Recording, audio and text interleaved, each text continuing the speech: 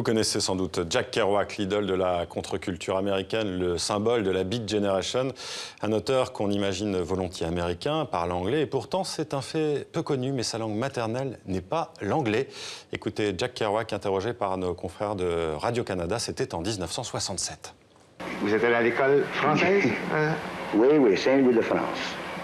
Ça fait, je ne parlais pas l'anglais avant j'avais 6 ans. Vous n'avez pas appris l'anglais avant l'âge de 6 ans? Oui. Ça veut dire que dans votre famille, on ne parlait pas anglais? On parlait français dans la cabane, dans la maison.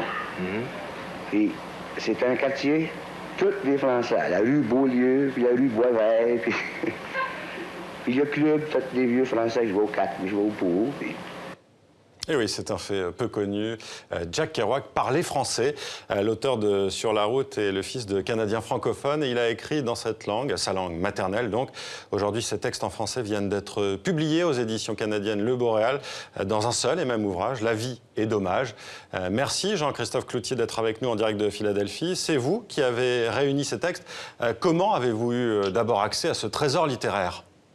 Merci de m'inviter aujourd'hui. C'était pendant mes études doctorales à Columbia, à New York, que je suis arrivé là en 2007. C'était l'année suivante, l'ouverture des fonds d'archives Kerouac. Et c'est à partir de ce moment-là que j'ai allé visiter et commencé mes études sur les manuscrits. Alors, on savait qu'il y avait des textes en français, mais pourquoi tant de temps avant qu'ils ne soient publiés? Est-ce que c'est dû au peu d'intérêt des éditeurs ou à un blocage des ayants droit? Non, c'est plusieurs facteurs, mais c'est surtout la difficulté de rassembler les textes. C'est-à-dire qu'il y en avait qui étaient éparpillés un peu partout dans les carnets, dans le fonds d'archives, et ça m'a pris plusieurs années aussi à transcrire ce français phonétique de la langue canadienne française de Kerouac, et aussi de rassembler, de reconstituer les textes au complet, surtout sur le chemin qui m'a pris plusieurs années à rassembler. Alors, on a entendu Jack Kerouac il y a quelques instants. Il parlait et il écrivait dans un français qu'on appelle le joual, un langage populaire québécois. Et c'est ça, sa vraie langue maternelle.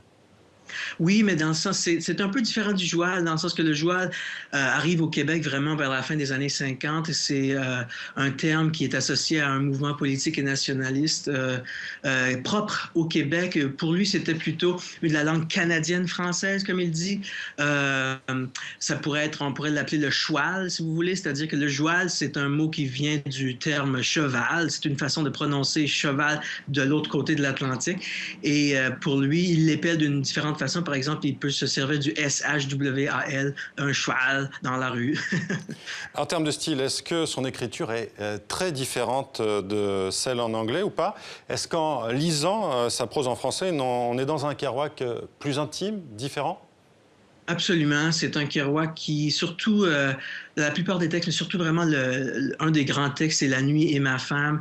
C'est vraiment comme une confession de son moi intime avec la langue française et de cette dualité qu'il a entre les deux langues. C'est une source de honte et de fierté en même temps. C'est aussi une source de liberté vers une poétique littéraire nouvelle et révolutionnaire. Souvent, on voit qu'il s'auto-traduit lui-même. Une des phrases qu'il dit dans ses textes français, c'est l'ouvrage de ma vie sera dans la langue que j'ai commencé la vie avec. L'anglais, ça viendra le deuxième tour de composition.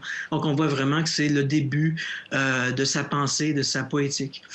Pour Kerouac, ses origines canadiennes et francophones, est-ce que c'était important? Vous avez parlé de honte et de fierté. Oui, c'est-à-dire qu'à l'époque, c'était en même temps que c'était pour lui une source de fierté parce qu'il était très attaché à sa communauté canadienne-française. C'était une ethnicité et un groupe assez méprisé aux États-Unis et en Nouvelle-Angleterre. On les appelait les Chinois de l'Amérique, par exemple.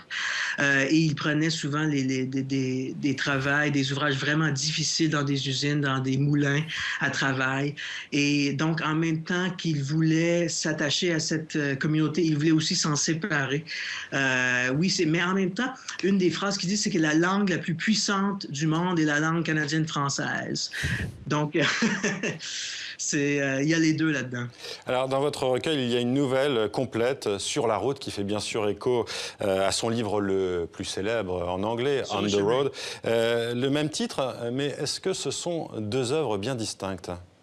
Bien, c'est sur le chemin, vous voyez. Le titre, c'est sur le chemin, donc ça amène une différente connotation à ce que Kerouac voulait vraiment dire quand il dit être on the road, être sur la route, dans le sens que si on remplace route par chemin, on voit qu'il y a plutôt des associations avec un genre de pèlerinage, une quête spirituelle, un cheminement, hein, on est en chemin.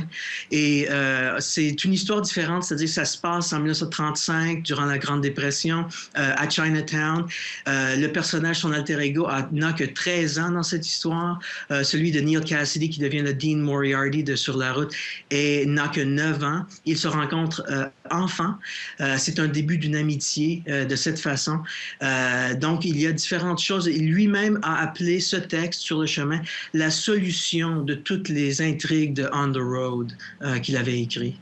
Merci Jean-Christophe Cloutier d'avoir répondu à nos questions. Je rappelle que ces textes en français de Jack Kerouac sont publiés aux éditions canadiennes Le Boréal sous le titre « La vie est dommage ».